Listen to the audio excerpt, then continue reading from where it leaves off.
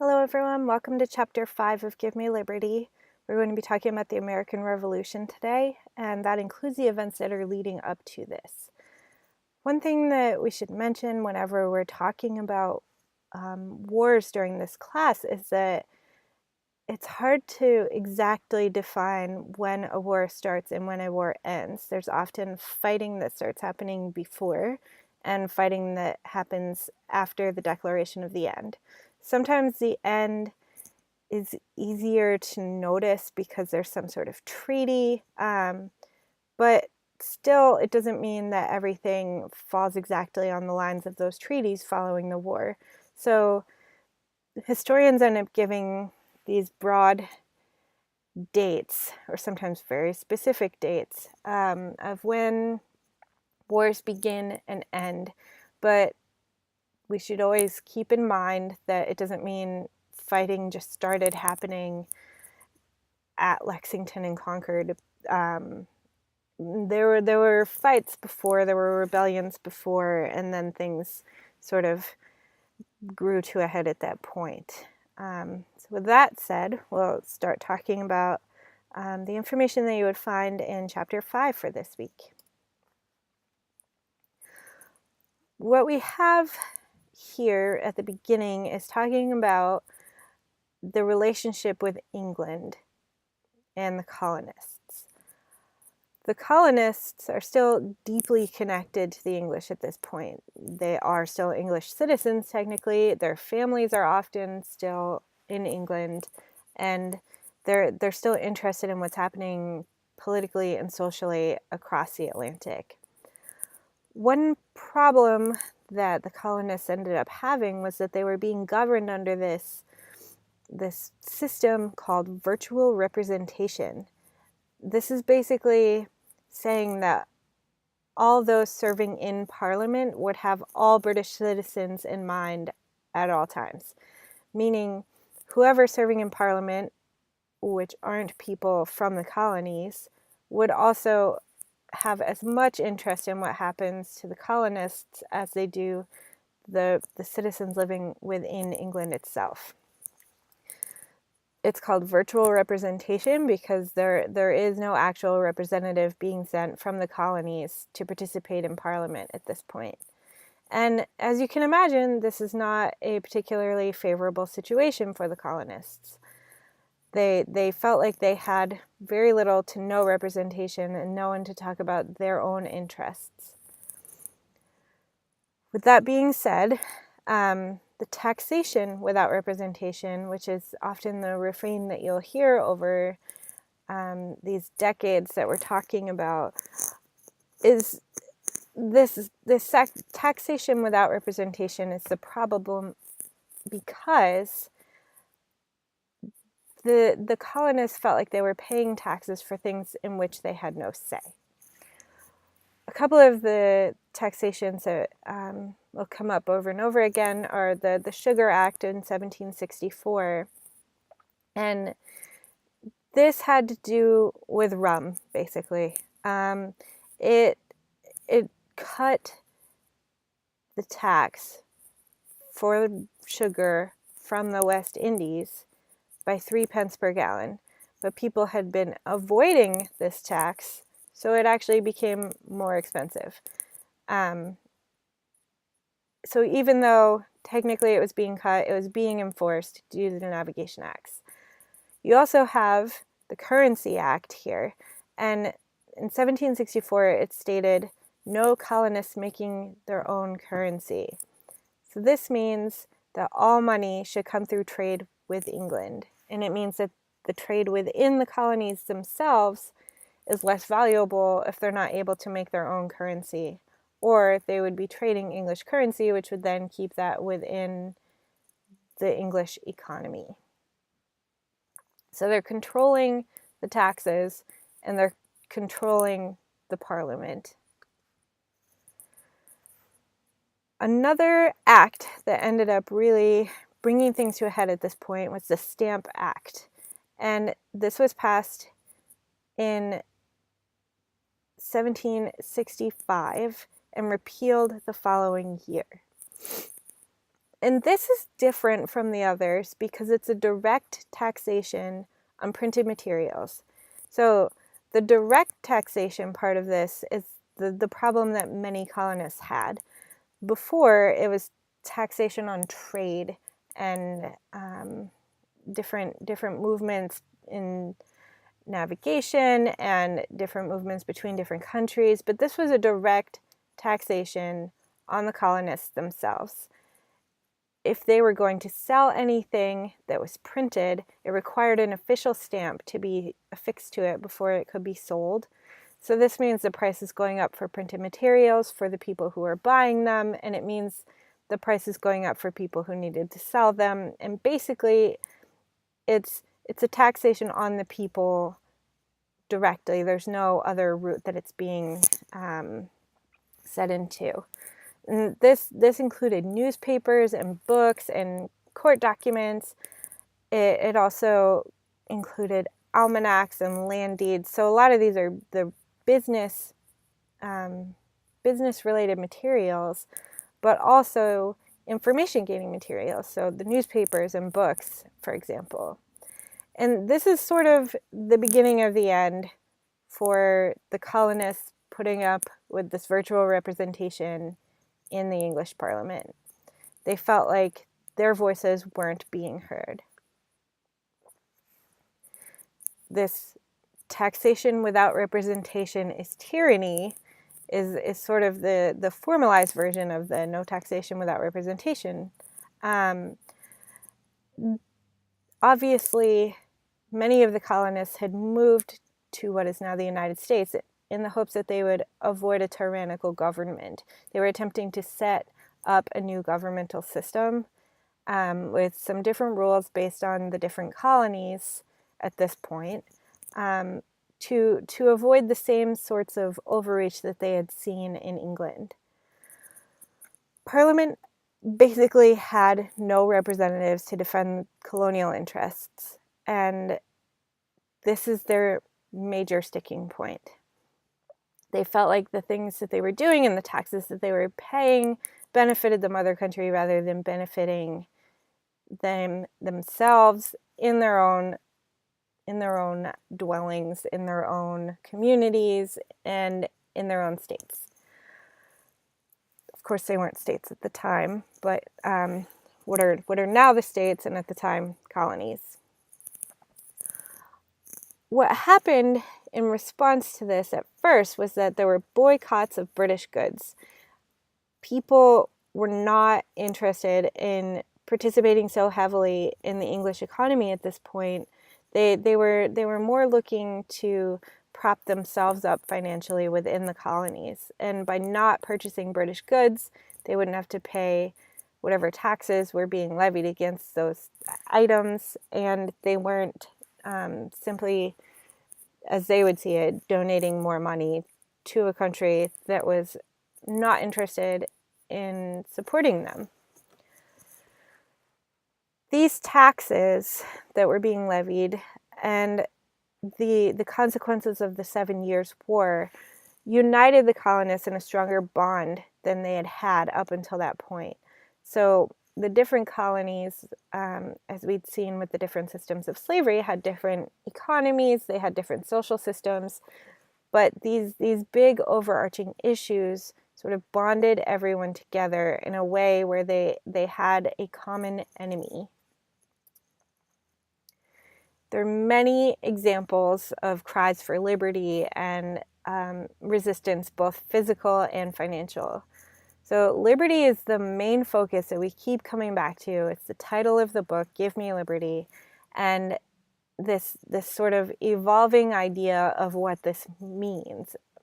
At this point, the concept of liberty for those who rebelled against the English state was that they were rebelling against tyranny and unrepresented taxation.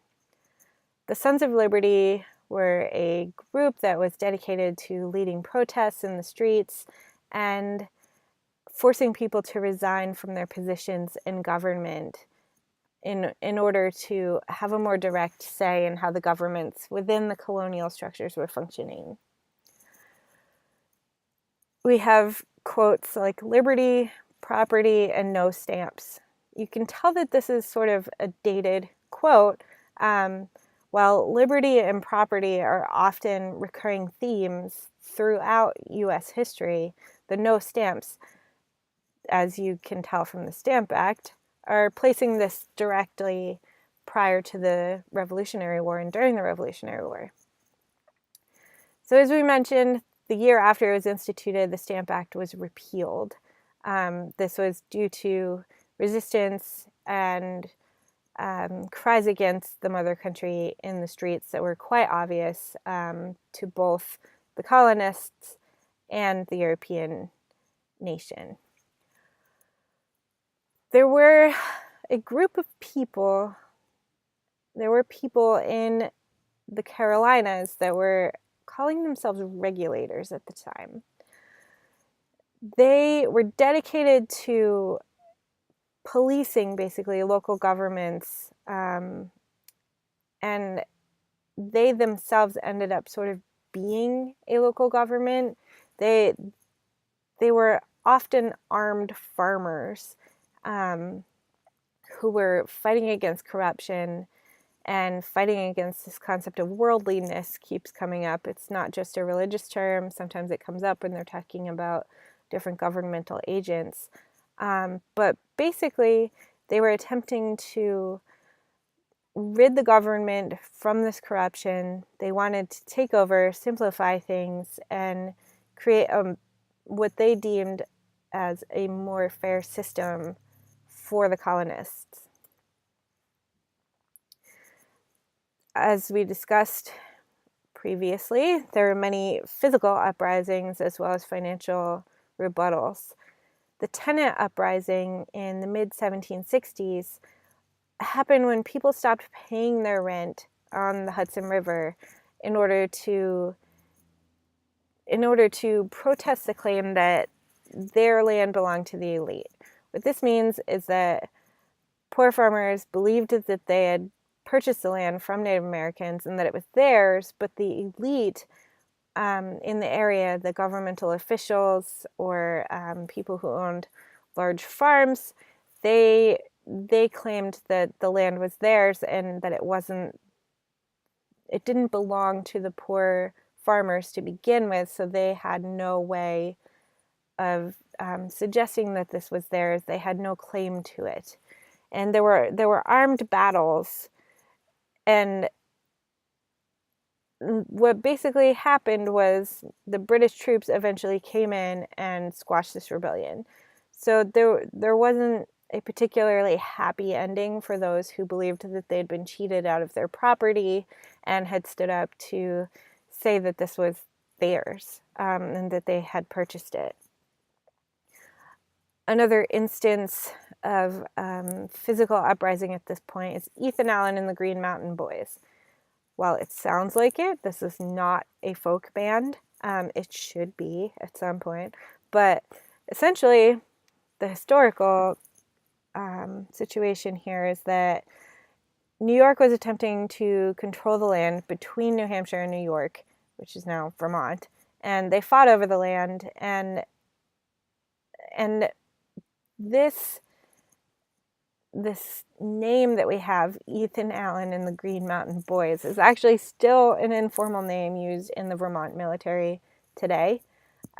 So you don't just have people fighting different financial classes, but you have people fighting over where the boundaries for these particular soon-to-be states are. You have fighting between people living within the colonies, and then you have fights against people living within England. So you have several different levels of disagreement at this point. Another instance of this sort of feeling of uprising is the Townshend crisis. In 1767, London set new taxes for Americans, and Charles Townshend was in charge of this. The taxes were increased on goods that were imported to the colonies, and a board was created to oversee those changes. the idea behind this was that the increased taxes would be on trade and not on the colonists themselves, like the Stamp Act. This still doesn't go well. Basically, this creates another round of boycotting. And part of this boycott is that you would not purchase pre-made clothing or pre-made cloth from England. You would instead spin your own yarn and make your own clothes. And it was obvious to most when this was the route that people took, because the clothing looked different, the cloth maybe wasn't as good because people were making it in their homes rather than professionals who were intimately familiar with how to make the cloth. And what this did was not create this sense of stigma against people who were wearing this lesser cloth. It actually sort of propped them up within society because they were showing a willingness to sacrifice on a personal level for this revolution. You have sort of odd, smaller skirmishes, like the Boston Massacre in 1770, and there's actually a plaque in the sidewalk. If you go to Boston, you can eventually find the exact spot where this massacre happened, and there's a plaque commemorating it. And essentially, what began as a snowball fight between Bostonians and the British troops turned into this armed confrontation in which 5 Bostonians were killed. Eventually, John Adams defended the soldiers, the British soldiers, because defending the people seemed dangerous. By defending the people, he would have been seen as defending mob rule, and most of the people within government at the time wanted to keep up with this idea that there should be laws, there should be a governmental structure. The governmental structure that existed was the British structure, and hence the British troops were in charge. And by backing up the Bostonians who had attacked the British troops, this would have been seen as negating all of that. We eventually get into the Boston Tea Party here. I decided to include this meme for you because I thought it was it's pretty lame, but it's pretty clever, because they wanted liberty. Don't judge me based on the meme. We'll keep talking about the historical instance at hand here. So what happened here was the East India Tea Company was selling Chinese tea in North America after the stocks crashed. They were sort of trying to unload things. Paying the taxes on the tea was seen as this legitimizing of the Brits being able to tax colonists. So this continuation of request for taxation on products being sold to the colonists led to this protest. In 1773, December of 1773, as we know, that's cold in Boston, about $4 million worth of tea was tossed into the ocean by the colonists disguised as Native Americans. So that's what's going on in this little drawing over here. The response from the British to this were what are called the intolerable or coercive acts. Basically, the port in Boston was closed until the tea was paid for, and it made it so that the British military could lodge soldiers within anyone's home, and it essentially had the effect of grouping the colonists even closer together. They were already feeling united against England to some degree, and this pushed them even closer together with this response to the Boston Tea Party. What isn't mentioned in the book, but perhaps should be, is the Worcester Revolution of 1774. Because this is the town you go to school in, and because it's part of the historical record, you should know about this. About 4,600 militia fighters from 37 different towns came to Worcester to force court officials to walk through the streets, repeating their resignation 37 times based on the 37 towns. And the fighters lined the streets with guns to intimidate the officials while they resigned. They taunted them. They did all sorts of things to them while they were sort of running this gauntlet. Some people say that this is the actual beginning of the Revolutionary War. Again, it's hard to draw exact boundaries of where a war begins and ends, but you could sort of see this forced resignation, this sort of organized effort from different towns convening in a particular place, especially this large of a number of people. This is 4,600 fighters. This, by some, is the beginning of the Revolutionary War. There's a more traditional answer to this that we'll be getting to, but it's definitely of interest, I would hope, and it's in the town that you go to school in. Following this set of organized resistance, you have a continuing array of formalized resistance. The Suffolk Resolves,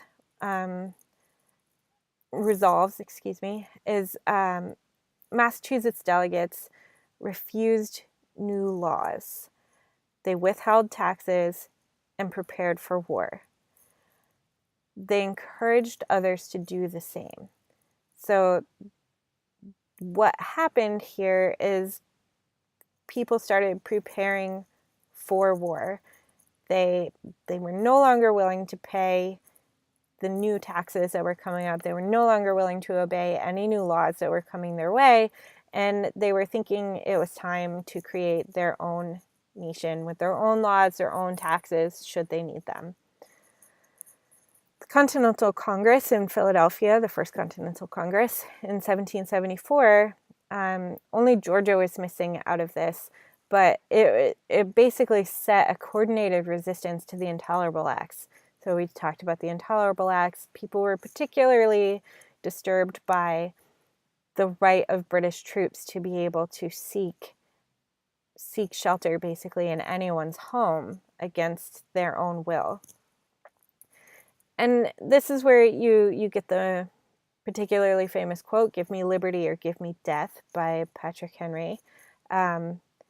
I like this image to the right here for you because it says preferably liberty. Most people would obviously prefer that, but many people did not receive that. And keep in mind, while all of this is happening, when people are talking about give me liberty or give me death, they're not always necessarily talking about everybody.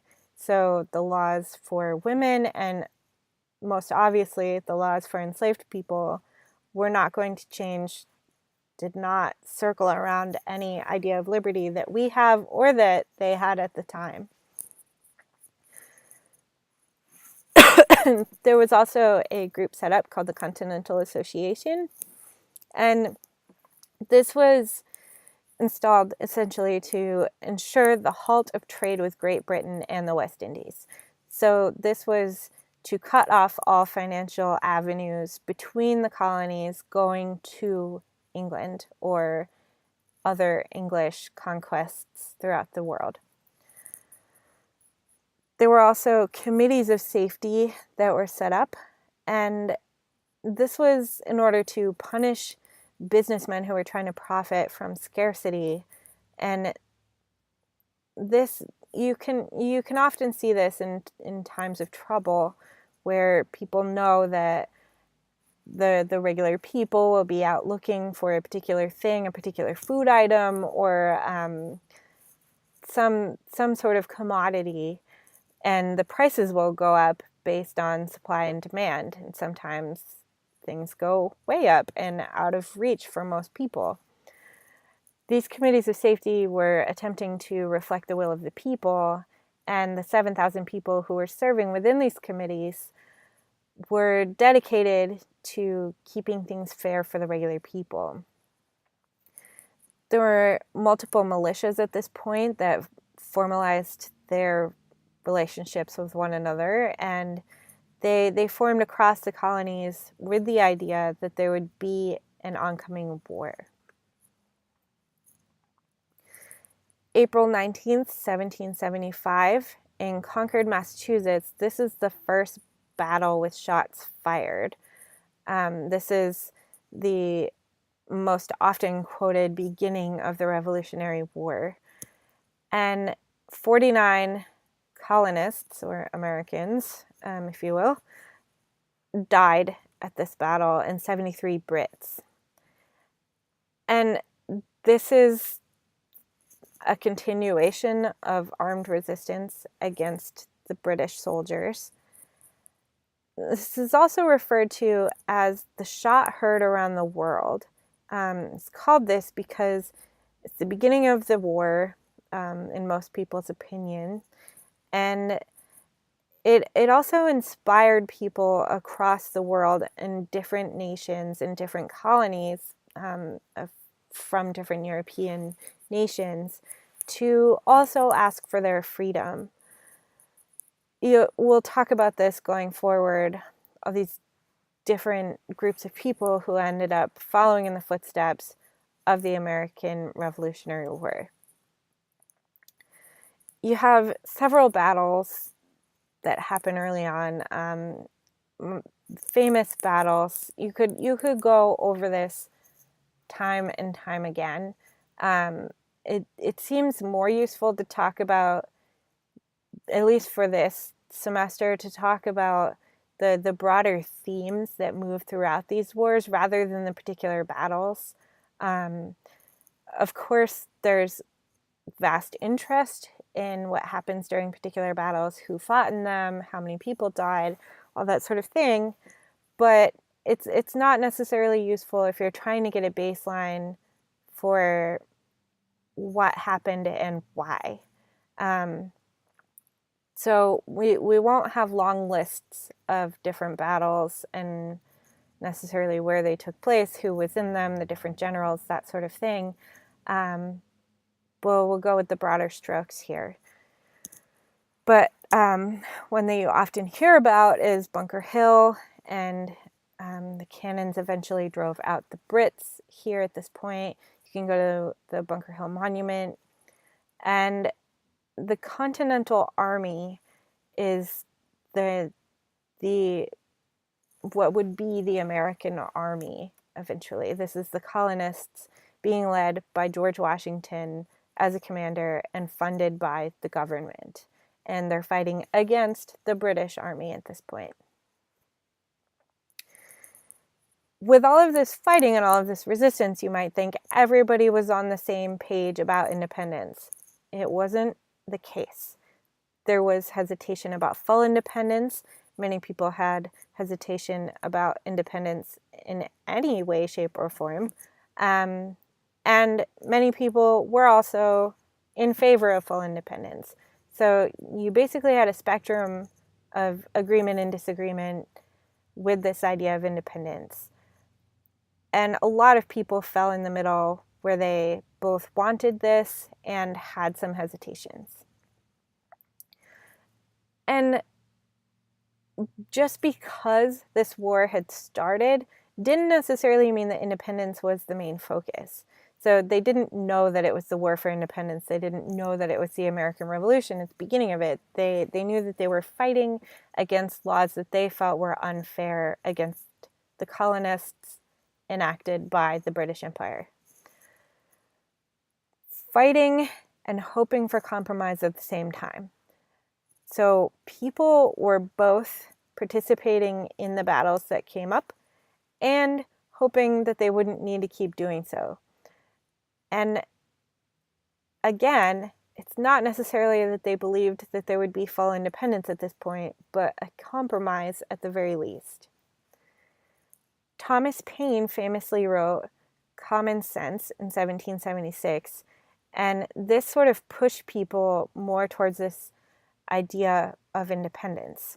It attacked the hereditary rule and monarchy of England. It promoted democracy with elections and a written constitution. He suggested that the colonists should no longer fight Britain's wars either against the French or the Native Americans or the Spanish. And it was written for a larger audience and not just for the elite. So it had more common language so that more people would be able to read it, more people would be able to talk about it. And the profits used for the publication went to the Continental Army. So there was this call within Common Sense for independence, and the profits were going directly to the armed forces that were in charge of seeking this independence. And what's really important at this point is that this sort of pushed both elite and common people to become involved. The arguments within Common Sense made sense to people.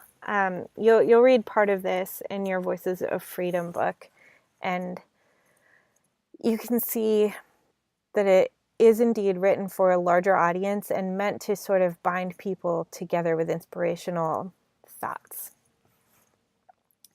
So we'll call this Brexit Take One. July 2nd, 1776, Congress declared the United States as independent. This is due to everything that led up to there, basically, but definitely influenced by the publication of Common Sense and the ideas within it.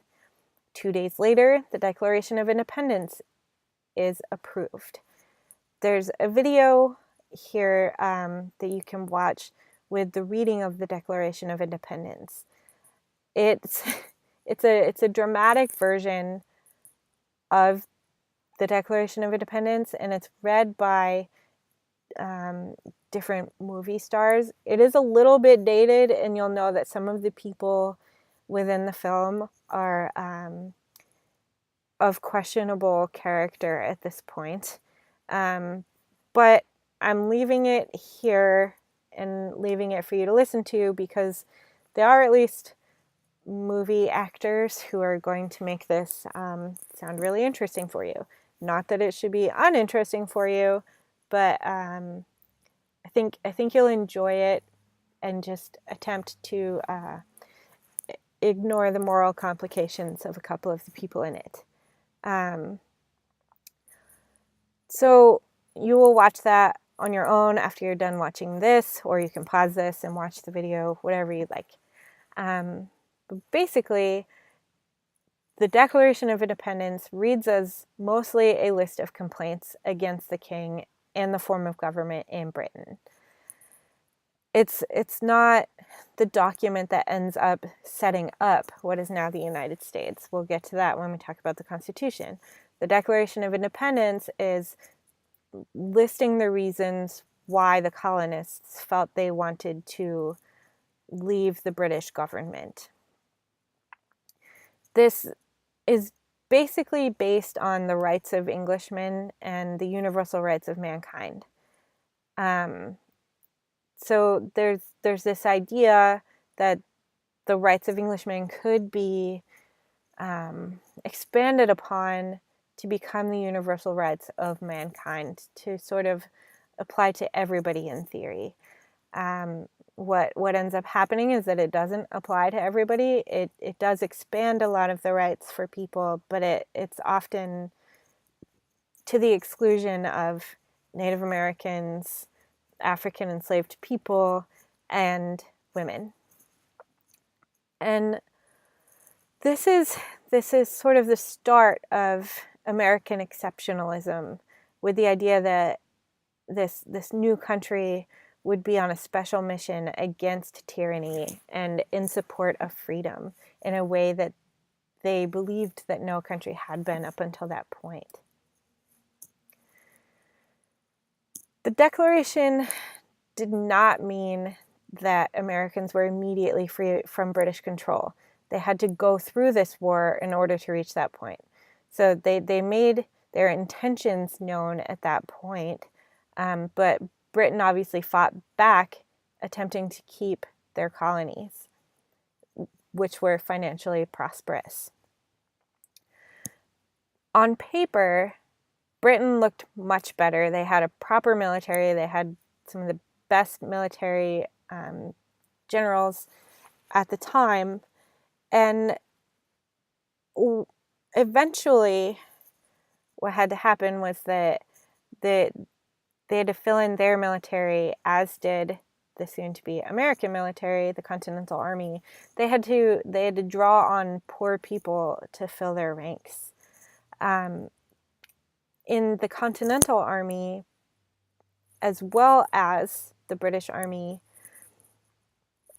black fighters were often prohibited at the beginning.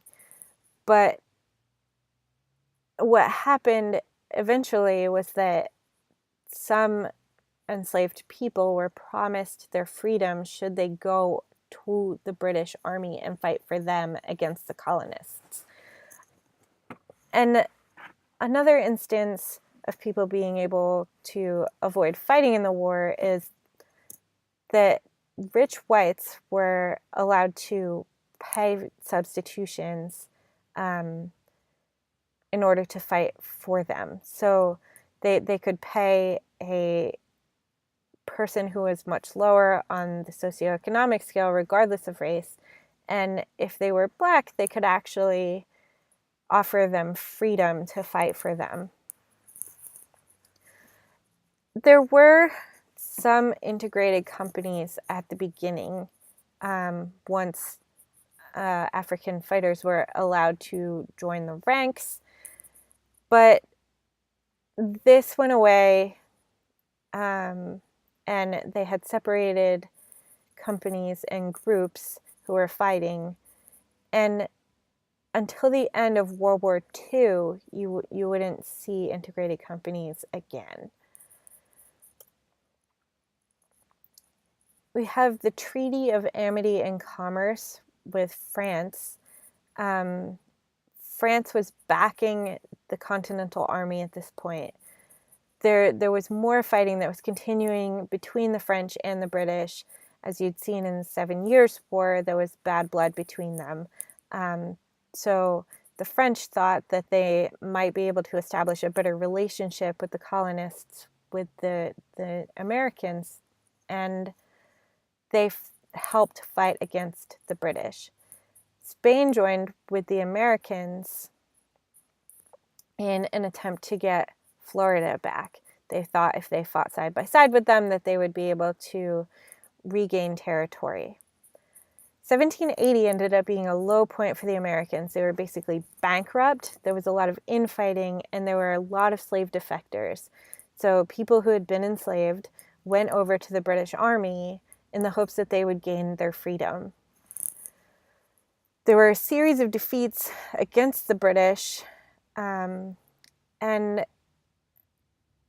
things started to take a turn after 1780. Things started to go towards the American side of things.